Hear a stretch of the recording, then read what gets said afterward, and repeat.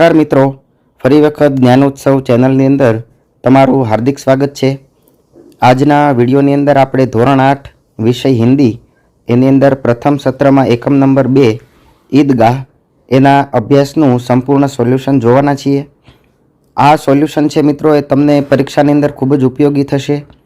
आ जवाबो तमे तमारी हिंदी विषयनी नोटबुकनी अंदर पण लखी शको छो अने दरेक विषयना अभ्यास स्वाध्यायना सोल्यूशनो छे ए अमारी चेनल पर मूकवामां आवे छे।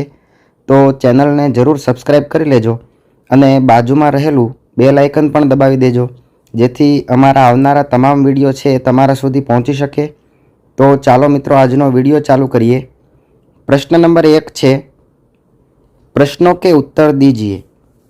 एनी अंदर पहलो प्रश्न, हामिद ने चिमटा ही क्यों खरीदा? एनो जवाब जोईए। हामिद को दुकान पर चिमटा देखकर ख्याल आया कि दादी के पास चिमटा नहीं है। तवे से रोटियां उतारते समय उसकी उंगलियां जल जाती है। चिमटा ले जाने पर वह जरूर प्रसन्न होगी। चिमटा होने पर उसकी उंगलियां नहीं जलेगी और घर में एक काम की चीज भी हो जाएगी। ऐसा सोचकर हामिद ने खिलौने और मिठाइयाँ न खरीदकर चिमटा ही खरीदा।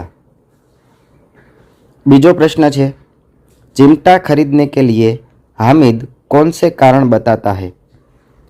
जवाब जोइए। हामिद ने बड़े गर्व के साथ अपने साथियों को बताया कि चिमटा सबसे बड़ा खिलौना है। इसे कंधे पर रखे तो यह बंदूक हो जाएगा। हाथ में लेने पर फकीरों का चिमटा हो जाएगा। चिमटे से मंजेरे का काम भी लिया जा सकता है। यदि वह एक चिमटा जमा दे तो सभी के खिलौनों की जान निकल जाएगी। उसका चिमटा तो बहादुर शेर है। वह आग पानी में, आंधी तूफान में बराबर डटा रहेगा। इस प्रकार हामिद ने चिमटा खरीदने के पीछे कई कारण बताए और उसकी सर्वोपरिता सिद्ध की। प्रश्न नंबर 3, बूढ़ी अम्मा का क्रोध स्नेह में क्यों बदल गया? हामिद के चिमटा लाने पर अम्मा को दुख हुआ। उसे हामिद की नासमझी पर क्रोध भी आया। हामिद ने दादी से कहा कि रोटियां पकाते समय तुम्हारी उंगलियां जल जाती थी, इसलिए मैं चिमटा लाया हूँ। यह सुनकर बूढ़ी अम्मा का क्रोध स्नेह में बदल गया। हामिद के त्याग, सद्भाव और विवेक पर वह न्योछावर हो गई। प्रश्न नंबर 4, अब आप चिमटे के प्रयोग की तरह रुमाल के विविध प्रयोग बताइए। एनो जवाब जोइए। रुमाल का प्रयोग हाथ, मुंह और पसीना पोंछने में किया जाता है। उसके अन्य उपयोग भी है, जैसे तेज धूप में उसे सिर पर बांध सकते हैं। हल्की बारिश में भी वह कुछ हद तक सिर को भीगने से बचा सकता है। थैली ना हो तो वह सब्जी आदि बांधने में काम आ सकता है। रुमाल से जादू के कुछ प्रयोग भी किए जा सकते हैं। प्रश्न नंबर 2, इस कहानी का शीर्षक ईदगाह ही क्यों रखा गया? इसके अलावा आप कौन सा शीर्षक देना चाहेंगे, क्यों? एनो जवाब जोइए। ईद की नमाज पढ़ने के लिए गांव के लोग ईदगाह जाने की तैयारी करते हैं। ईदगाह जाने का सबसे अधिक उत्साह लड़कों में है। हामिद उन्हीं में से एक है। ईदगाह में नमाजियों का भातृभाव दिखता है। नमाज के बाद लड़के ईदगाह के मेले में जाते हैं। मेले में बालकों के विविध मनोवृत्ति के दर्शन होते हैं। कहानी के मुख्य पात्र हामिद के चरित्र की अनेक विशेषताएं ईदगाह के मेले में ही प्रकट होती है। इस प्रकार कहानी की मुख्य प्रवृत्तियों का केंद्र ईदगाह होने से इस कहानी का शीर्षक ईदगाह रखा गया है। इसके अलावा हामिद और उसका चिमटा, ईदगाह के मेले में, ऐसे शीर्षक भी हम दे सकते हैं। प्रश्न नंबर 3, निम्नलिखित परिच्छेद को पढ़कर नीचे दिए प्रश्नों के उत्तर दीजिए। पहलो प्रश्न है, ऐतिहासिक ग्रंथों में परोपकार के कौन कौन से उदाहरण मिलते हैं? एनो जवाब જોઈએ। ऐतिहासिक ग्रंथों में परोपकार के कई उदाहरण मिलते हैं। महर्षि दधीची ने मानव कल्याण तथा असुरों के विनाश के लिए अपना शरीर त्याग दिया था। राजा शिबी ने अपने अंग का दान देकर एक पक्षी के प्राण बचाए थे। महर्षि दयानंद ने विष मिलाकर प्राण लेने वाले रसोइये जगन्नाथ की जान धन देकर बचाई थी। बीजो प्रश्न है, ऋषि मुनियों ने हमें क्या सीख दी है? तो ऋषि मुनियों ने हमें सीख दी है कि निराश्रित को आश्रय दो, दीन दुखियों और वृद्धों की शारीरिक तथा आर्थिक मदद करो, भूखों को भोजन कराओ और यदि आप विद्वान हो तो विद्या का प्रचार करो। प्रश्न नंबर 3 है, देश एवं समाज की उन्नति किस प्रकार होगी? यदि सभी लोग अपनी सामर्थ्य और शक्ति के अनुसार परोपकार करते रहे तो देश और समाज की उन्नति होगी। चौथो प्रश्न है, विलोम शब्द लिखिए, आश्रित अने अवनति। तो आश्रितनो विरुद्धार्थी शब्द थाय अनाश्रित अने अवनतिनो विरुद्धार्थी शब्द थशे उन्नति। प्रश्न नंबर 5, परिच्छेद के आधार पर अपने साथियों से पूछने के लिए 3 प्रश्न बताइए। तो पहलो प्रश्न, भारतीय समाज में युगों से क्या प्रवाहित हो रही है? बीजो प्रश्न, सभी धर्मों का मूल क्या है? अने त्रीजो प्रश्न, परोपकार के लिए लोग क्या क्या करते हैं? प्रश्न नंबर 6 है, इस परिच्छेद को उचित शीर्षक दीजिए। तो एनो जवाब आवशे परोपकार की महिमा। प्रश्न नंबर 4, तुम भी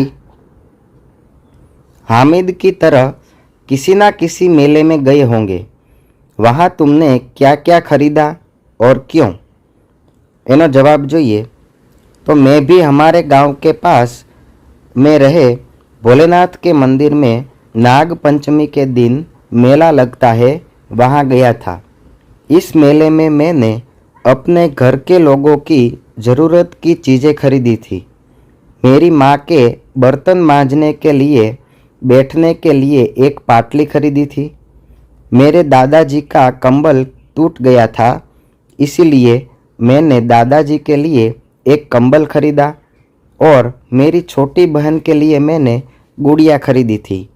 यह सब लेकर मैं जब घर गया तो मेरे घर वाले ये देखकर बहुत खुश हुए। मैंने कंबल अपने दादाजी को दिया, बैठने के लिए पाटली थी वह मैंने अपनी अम्मी को दी और मेरी छोटी बहन को मैंने गुड़िया दी। यह सब देखकर सब खुश हुए। प्रश्न नंबर 5, यदि तुम्हें मेले से अपनी दादी के लिए कुछ खरीदना हो तो क्या खरीदोगे और क्यों? एनो जवाब छे, यदि मेले में से मेरी दादी के लिए कुछ खरीदना हो तो मैं मेरी दादी के लिए चश्मा रखने के लिए चश्मे का बॉक्स खरीद लूँगा, क्योंकि मेरी दादी के चश्मे का बॉक्स टूट गया है। अपनी ज़रूरत की चीज़ पाकर दादी बेहद खुश होगी और मुझे दिल खोलकर आशीर्वाद देगी। હવે મિત્રો આપણે સ્વાધ્યાયનું સોલ્યુશન જોઈએ। એની અંદર પ્રશ્ન નંબર 1 છે, प्रश्नों के उत्तर लिखिए। पहलो प्रश्न, रोजे के दिन मुसलमान क्या करते हैं? एनो जवाब छे, सूर्योदय से सूर्यास्त तक कुछ भी न खाने पीने को अर्थात उपवास को रोज़ा कहते हैं। रोज़ा मुसलमानों का मजहबी फ़र्ज है। बीजो प्रश्न है, रमज़ान ईद के दिन मुसलमान लोग कहाँ जाते हैं? तो रमज़ान ईद के दिन मुसलमान नमाज पढ़ने के लिए ईदगाह जाते हैं। त्रीजो प्रश्न, दुकानों में कौन कौन से खिलौने मिल रहे थे? दुकानों में सिपाही, गुजरिया, राजा, वकील, भिश्ती, धोबिन आदि मिट्टी के खिलौने मिल रहे थे। प्रश्न नंबर 2 है, पेंसिल में लिखित शब्दों के समानार्थी और विरोधी शब्द लिखिए। शीतल तो एनो समानार्थी शब्द थशे ठंडा अने विरोधी शब्द उष्ण। एवी ज रीते प्रसन्ननो समानार्थी शब्द खुश अने विरोधी शब्द खिन्न। गरीबनो समानार्थी शब्द दीन अने विरोधी शब्द अमीर। अंधकार एनो समानार्थी शब्द अंधेरा अने विरोधी शब्द प्रकाश। स्नेहनो समानार्थी शब्द प्रेम अने विरोधी शब्द घृणा। अने पुरानी तो एनो समानार्थी शब्द थशे प्राचीन अने विरोधी शब्द थशे नई। प्रश्न नंबर 3 है, मुहावरों का अर्थ लिखकर वाक्य में प्रयोग कीजिए। पहलू है बेड़ा पार लगाना। एनो अर्थ थशे किनारे ले आना अथवा तो संकट से बचाना। एनो वाक्य જોઈએ, भगवान महादेव ने राकेश का बेड़ा पार लगा दिया। बीजू है बाल बांका न होना। एनो अर्थ थाय जरा भी नुकसान न होना। वाक्य જોઈએ, चोर ने महेश पर हमला किया लेकिन उसका बाल भी बांका न हुआ। त्रीजू है छाती पीट लेना। एनो अर्थ थशे दुख प्रकट करना। एनो वाक्य જોઈએ, बेटा गुस्से में आकर चला गया तो पिता ने छाती पीट ली। चौथू है दिल चीरना। एनो अर्थ थशे बहुत दुख पहुंचाना। एनो वाक्य જોઈએ, तो बेटे की बुरी करतूतों ने माँ का दिल चीर लिया।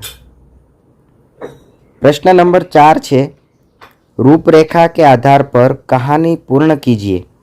कहानीનું शीर्षक જોઈએ तो सच्ची माँ अथवा तो न्यायाधीश का फैसला।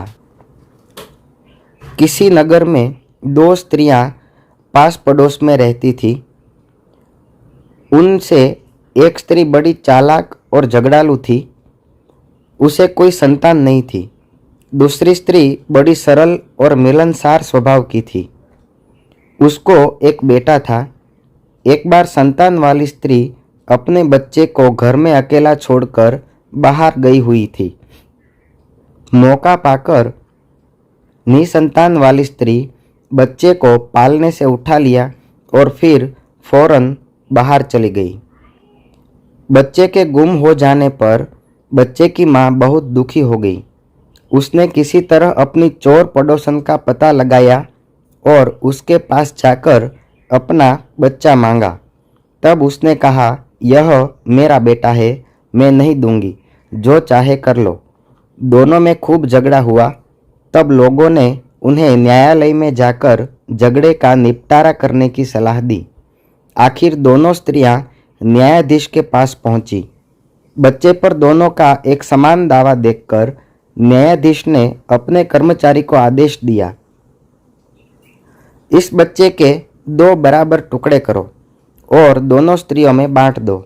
न्यायाधीश का फैसला सुनकर निसंतान वाली स्त्री चुप रही, पर बच्चे की मां रोकर कहने लगी, हुजूर, आप बच्चे को मारिए मत, चाहे तो उसे ही सौंप दीजिए। इस तरह मेरा बेटा जीवित तो रहेगा। चतुर न्यायाधीश फौरन समझ गया कि दोनों में सच्ची माँ कौन है। उसने सच्ची माता को उसका बच्चा सौंप देने और निसंतान स्त्री को हिरासत में लेने का हुक्म दिया। सीख, आखिर सत्य की ही विजय होती है। प्रश्न नंबर 5 है, निम्नलिखित अपूर्ण कहानी को अपने शब्दों में पूर्ण कीजिए। तो मित्रों, अहींया आपने अपूर्ण कहानीनो एक पेरेग्राफ आपेलो छे, त्यांथी आपणे आगळ आ कहानी छे पूर्ण करिए। गर्मी की छुट्टियां थी। अंकित ने अपने मामा के घर मुंबई आया हुआ था। उन दिनों टीवी पर कौन बनेगा करोड़पति कार्यक्रम चल रहा था। मामा के प्रोत्साहन और सहायता से अंकित ने केबीसी के संचालक से संपर्क किया।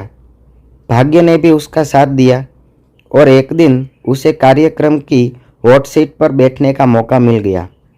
अंकित के सामने बैठे थे बॉलीवुड के महानायक अमिताभ बच्चन।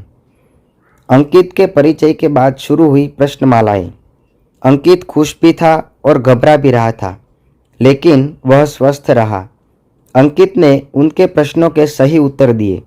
भाग्य ने भी उसका साथ दिया और अंकित 25 लाख तक पहुंच गया।